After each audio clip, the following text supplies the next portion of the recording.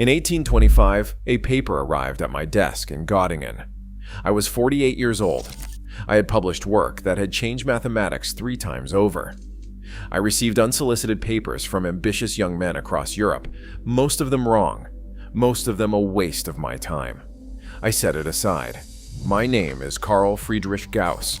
I was the most respected mathematician alive, and the paper I set aside that morning contained the answer to a problem that had defeated every mathematician who came before me for nearly 3 centuries. Abel solved in one night what mathematics had failed to solve for 300 years, and I never believed him. That paper was found among my possessions when I died. It had never been opened. There was a problem in mathematics that had sat unanswered for nearly 3 centuries.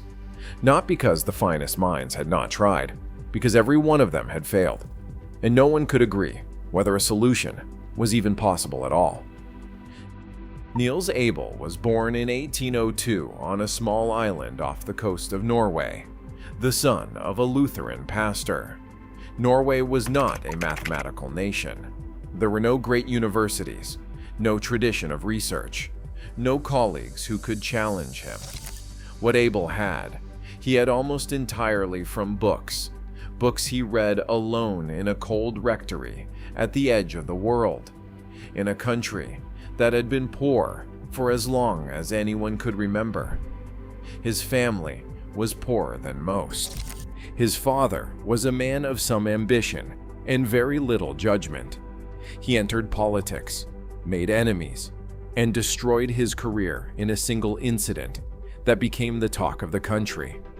He came home in disgrace, started drinking, and died in 1820. Abel was 17 years old. He became the family's only hope. What kept him going was a teacher named Holmboe, who had recognized when Abel was 16 that his student had moved beyond anything Norway could teach him. Holmboe raised money from colleagues.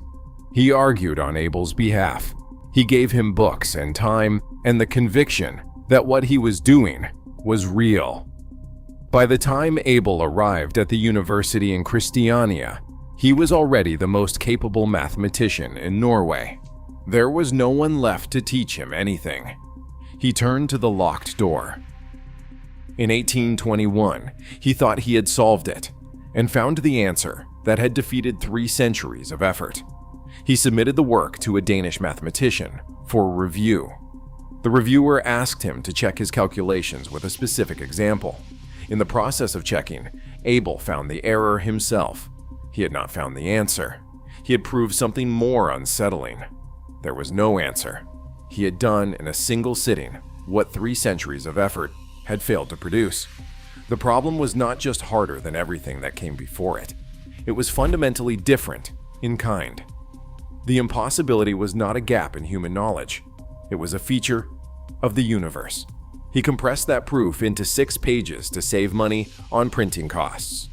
6 pages for 3 centuries of failure, and he sent it to me.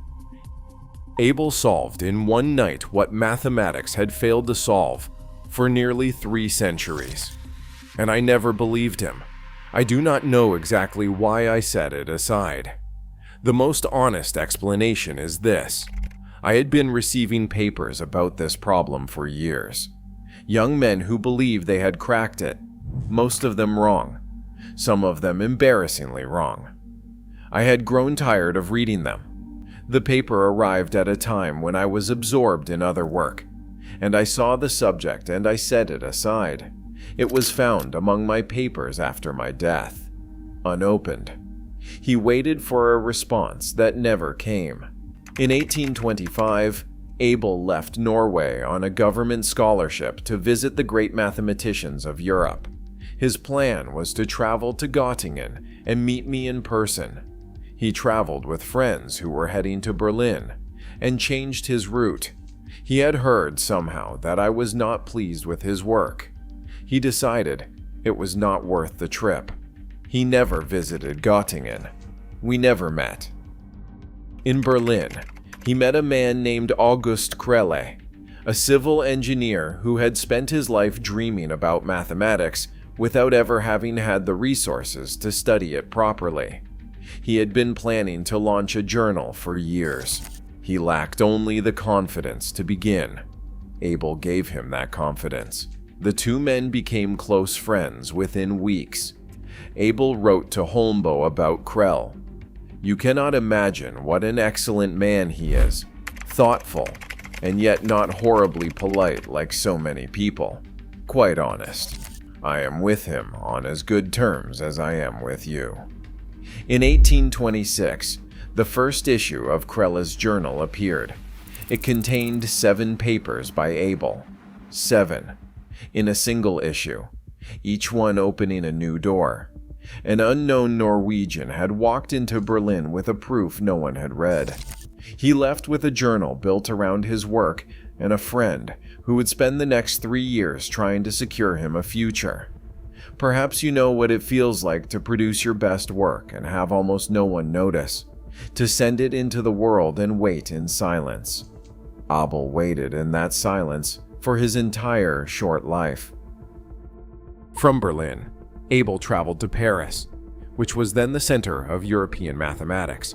He arrived in the summer of 1826 with letters of introduction and the manuscript he considered his masterpiece. He expected, if not a welcome, then at least an audience.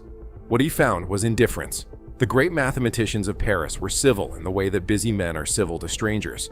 A nod, a few words, a door that did not quite close, but never opened. Abel was a Norwegian nobody knew. He wrote in a difficult hand. He had no famous teacher to vouch for him, no institution behind him, no name that meant anything in the rooms that mattered. He wandered the city for weeks, attending lectures, seeking introductions, spending money he did not have on lodgings and food, and buying the published memoirs of Cauchy, which he read with the concentrated attention of a man trying to understand his judges. In October 1826, he submitted what he considered his most important work to the Académie des Sciences. It was assigned to 2 referees, Legendre, who was in his 70s, and Cauchy. Legendre said he could not read the handwriting.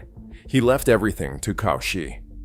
Cauchy was the most powerful mathematician in France, brilliant and impossible. He brought the manuscript home and set it down somewhere. It would not be published until 1841, 12 years after Abel's death. Abel wrote about Cauchy in a letter to a friend that October. "Cauchy is mad, and there is no way to get along with him, although he is the one who knows best how mathematics should be done. I have submitted a paper to the Academy. I can say without false modesty that the work is fine. I am very curious to know their judgment." He never knew. He waited in Paris through the autumn. No response came from the Academy. No response came from Göttingen. His scholarship money was nearly gone. He had been rationing himself to 1 meal a day. He wrote to a friend that he was surviving on bread and a little meat when he could afford it, and that the city was magnificent and entirely indifferent to him. He returned to Norway in 1827, sick and in debt, with no position and no prospect of one. The government that had funded his trip judged it a failure. He had not met Gauss. He had published nothing in Paris. His scholarship was not renewed. He took out a private loan to cover what he owed and placed an advertisement in a Christiania newspaper offering his services as a private tutor. The most capable mathematician in Europe, advertising for students at 2 shillings an hour. He had been engaged since Copenhagen, 3 years earlier, to a woman named Christine Kemp. She was a governess in the south of Norway, in a town called Froland. They'd been waiting to marry until he had something to offer her. A salary, a position, a future. He had none of those things. She waited anyway. He continued working. That is the part I find hardest to explain. A man in debt, in failing health, with no academic position and no immediate prospect of one, producing mathematics at a rate that would have been remarkable for someone with every advantage. Paper after paper, sent to Crelle in Berlin. Each one opening new territory. Each one published. Each one making his name more known in every mathematical center in Europe, except Norway, where he remained effectively invisible. In the spring of 1828, he was given a temporary teaching post at the university, replacing a professor who had left for Siberia on a scientific expedition. For the first time in years, he had a regular income. He wrote to Christine that things were finally looking up. That autumn, his health began to fail again. He had contracted tuberculosis in Paris. He had never fully recovered. He worked through it because he did not know what else to do. Crelle was trying to find him a permanent position in Berlin, writing letters, calling in favors, working every contact he had in the Prussian academic system. In December 1828, Abel traveled by sled to Froland to spend Christmas with Christine. The journey was long, cold, and brutal. Somewhere on the road south, he began coughing blood. He arrived at Froland and did not leave. He was too weak to travel. Christine nursed him through the winter. He continued writing when he could sit up. He sent his last paper to Crelle from his sickbed in January 1829. He died on the 6th of April, 1829. He was 26 years old. 2 days later, a letter arrived from Crelle. Crelle had secured Abel a professorship at the University of Berlin. That position would have given him stability, a salary, colleagues, a future. It arrived on the 8th of April, 1829, 2 days after his death.